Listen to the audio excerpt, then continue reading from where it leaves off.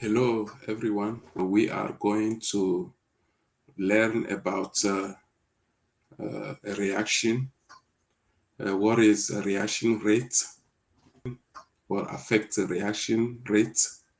And what are different ways of measuring the reaction rates?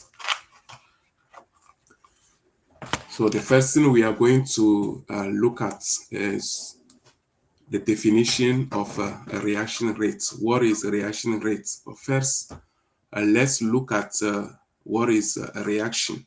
A reaction is when different compounds come together and combine to form what we call products. So the compound that came together combined are called reactants. So when the reactant came together, bonds will break, bonds will form. Okay, when bonds are broken down, they produce energy. When bonds are formed, they consume energy. So more bonds broken than bound formed will cause a reaction to produce energy. And this is what we call exothermic reaction. So, and more bound form, okay, than bounds broken will create an endothermic reaction where energy is consumed. So what is a reaction rate? So reaction rate is the measure of how quickly the reactant in the reaction change into the product of the reaction. How quickly this happen over time. Now let's look at the factor that affect the reaction rate. First, the temperature. Okay, for example, when you dissolve sugar into water, it will get to the point where the point what we call saturation. Okay, when saturation happen or is about to happen, it slow the reaction down. But when you increase the temperature of the reaction, it will get the sugar to dissolve more into water. Okay, so raising the temperature will increase the rate of dissolution of sugar in water.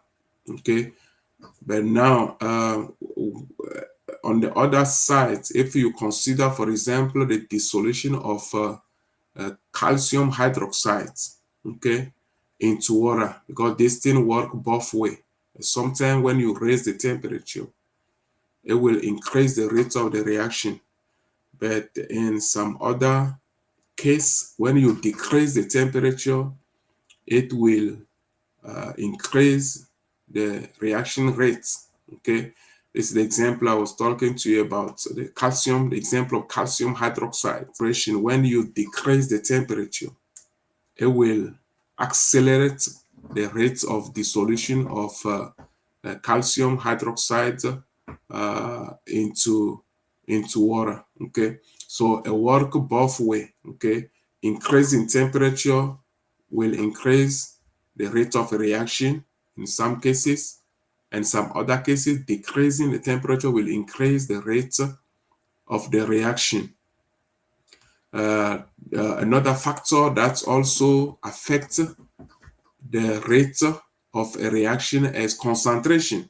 Okay, let's go back again to the example of the dissolution of sugar into water. Okay, so when you are dissolving sugar into water and you get to saturation where the sugar no longer dissolve no more, when you increase the volume of water, okay, the sugar will dissolve more into water, because you change the concentration. Then when you increase the volume of the solution, you change the concentration by doing so. So concentration also can increase.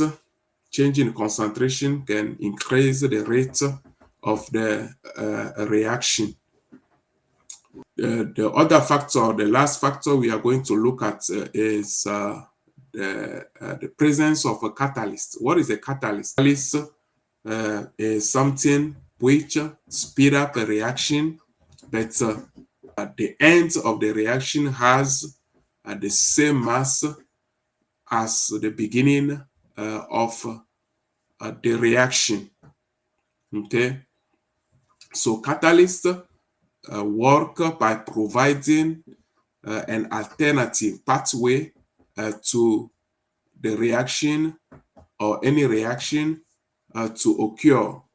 So this alternative pathway has always a lower activation energy, okay, than the pathway without the catalyst. Okay, so let's finish up by talking about the different way of measuring the reaction rate. What are the different way to measure reaction rates?